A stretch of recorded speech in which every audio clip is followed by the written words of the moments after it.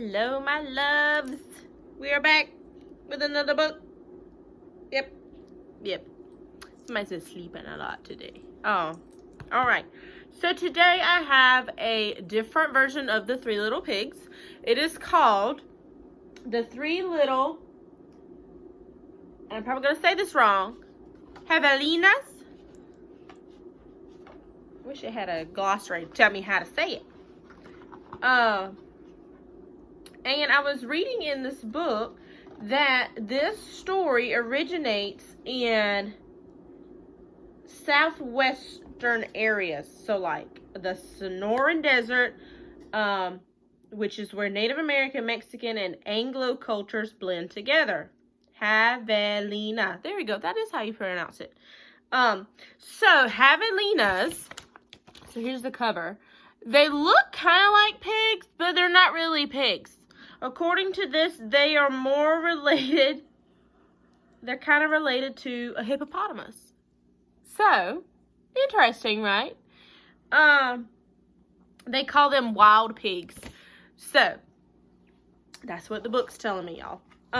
So this is the Three Little Javelinas, and it is by Susan Lowell, and is illustrated by Jim Harris. Jim Harris illustrated another book that we read. Can't remember which one right now. So, all right, here we go. Once upon a time, way out in the desert, there were three little javelinas. Javelinas are wild, hairy, southwestern cousins of pigs. Their heads were hairy, their backs were hairy, and their bony legs, all the way down to their hard little hooves, were very hairy. But their snouts were soft and pink.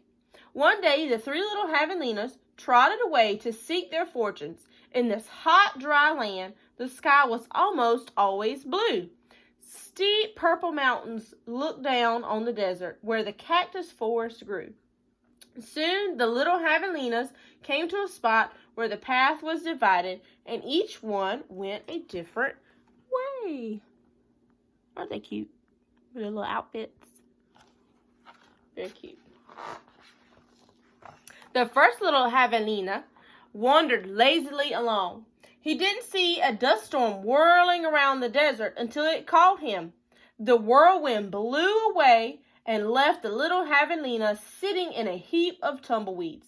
Brushing himself off, he said, "I'll build a house with them." And in no time at all, he did. So this is a sandstorm. It's kind of like a tornado, but it's just the wind and the sand. And then there's his house of tumbleweeds. So tumbleweeds are little bushes that have died, and they're just rolling around the desert. Then along came a coyote. He ran through the desert so quickly and so quietly that he was almost invisible. In fact, this was only one of Coyote's many magical tricks. He laughed when he saw the tumbleweed house and smelled the javelina inside. A tender, juicy pig, he thought. Coyote was tired of eating mice and rabbits. Coyote is similar to a wolf, kind of like a wild dog, or smaller than a wolf, though. He called out sweetly, little pig, let me come in." "Not by the hair of my chinny chin chin," shouted the first javelina, who had lots of hairs on his chinny chin chin. "Then I'll huff and I'll puff and I'll blow your house in," said Coyote. And he huffed and he puffed and he blew the little tumbleweed house away. But in all the hullabaloo, the first little javelina escaped and went looking for his brother and sister. Coyote, who was very sneaky, tiptoed along behind him.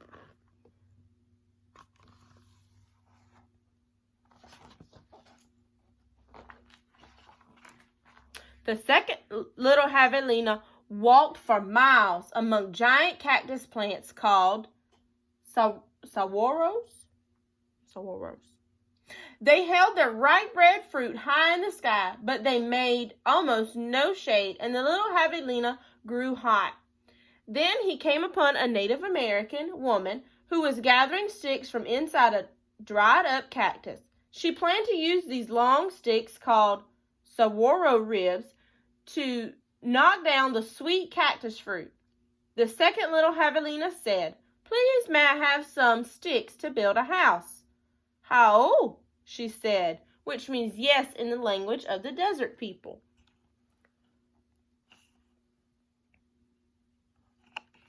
And I apologize if I am not saying these words right, y'all. Y'all know me. Not good at pronouncing stuff. When he was finished building his house, he lay down in the shade.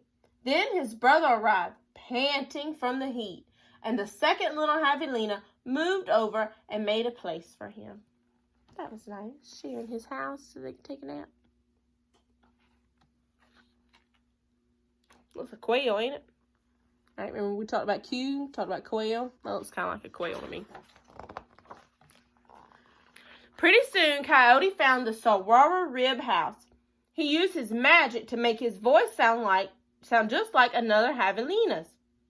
Little pig, let me come in," he called.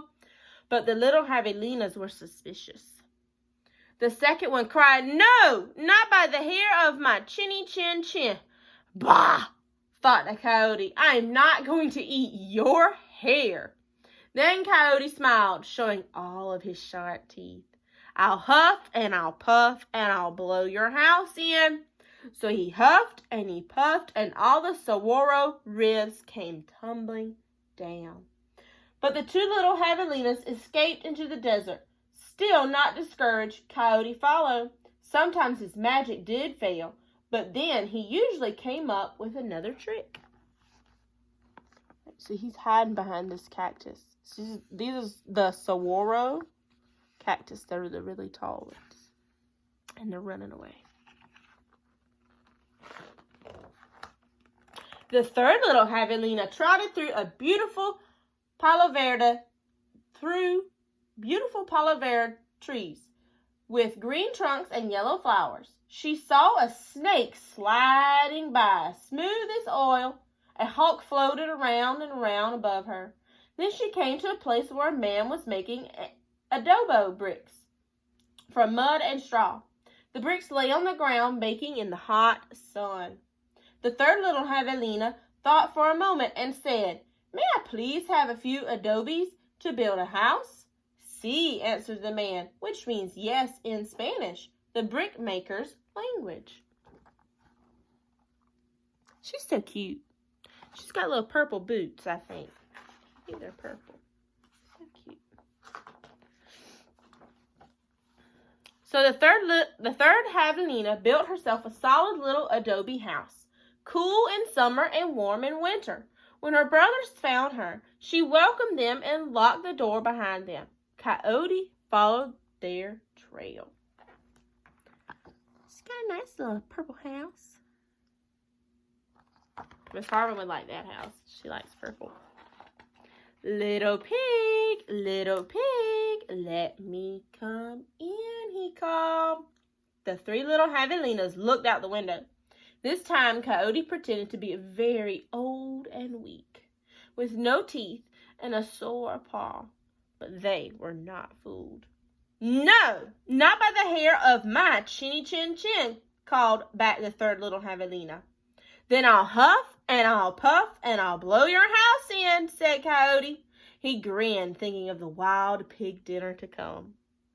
"Just try it," shouted the third little javelina. So Coyote huffed and puffed, but the adobe bricks did not budge. So Coyote huffed, and Coyote tried. "I'll huff and I'll puff and I'll blow your house in." The three little javelinas covered their hairy ears, but nothing happened. The javelinas peeked out the window.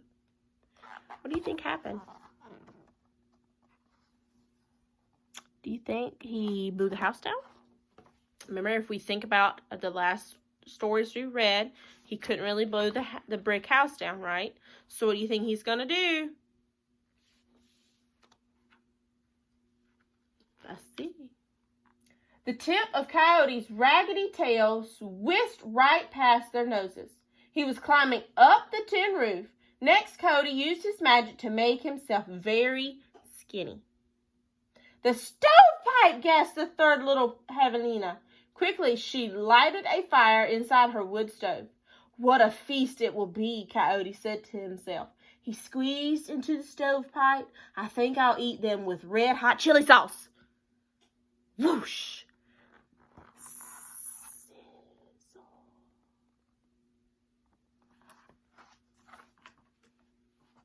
You like red hot chili sauce?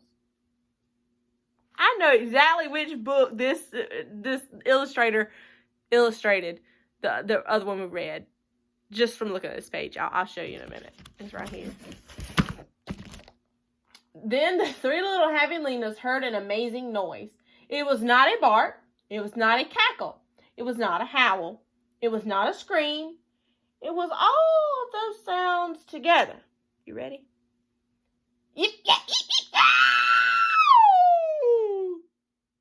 Away ran a puff of smoke shaped like a coyote. So there they are looking out the window. So this is what gave it away to which book this illustrator did that we read before. And I'll get it out. It's right here. And I'm going to see if y'all can remember which one that is. Remember I said that's the Mona Lisa smile? Remember if we could see which one that one is. There's the coyote smoke. The three little javelinas lived happily ever after in the adobe house. And if you ever hear a coyote's voice way out in the desert at night, well, you know what he's remembering. So if you ever hear him screaming, you know why. Alright? So, I hope you enjoyed this version of this book of the Three Little Pigs, Little Javelinas. So, remember we said that Mona Lisa smile, it reminded me of another book. And I remember that Jim Harris, he illustrated a different book that we read. And guess what? It was the one from Friday, the Cajun Pigs. Do y'all remember? I said that they had a pig version of the Mona Lisa smile in one of the houses. And it made me laugh. He must like that picture a lot. Because Jim Harris, he illustrated this book too. Is that not interesting? That's funny. That's interesting to me. I hope that's interesting to y'all. I'm fascinated. See if I can find it. There it is. So there's the one in the Three Little Javelinas. And there's the one in the Cajun Pigs. He illustrated both of these books. Isn't that cool, guys? I think that's really cool. So I hope you enjoyed this book. I hope you had a good spring break, a good weekend. I'm hoping that we'll get to go to see each other soon. I don't know what they're going to do. I hope you're working on your packets, working on your computers. So you need to start that back up this week, okay? And last week you had a break because it was spring break unless you just felt like working on some stuff. So make sure that you're working on your stuff because that's your schoolwork, okay? You're still learning even though you're home, all right? I might call y'all sometime this week and see what's going on. Check in on you, okay? I miss you. I miss you a lot. I want some hugs. I want some snuggles. I want to see your little smiles. And I want just to have fun, okay? And get out of the house and see y'all, okay? I hope you have a good day. Yeah? You could tell them bye? You could tell them bye? No. All right. I love you guys. See you tomorrow.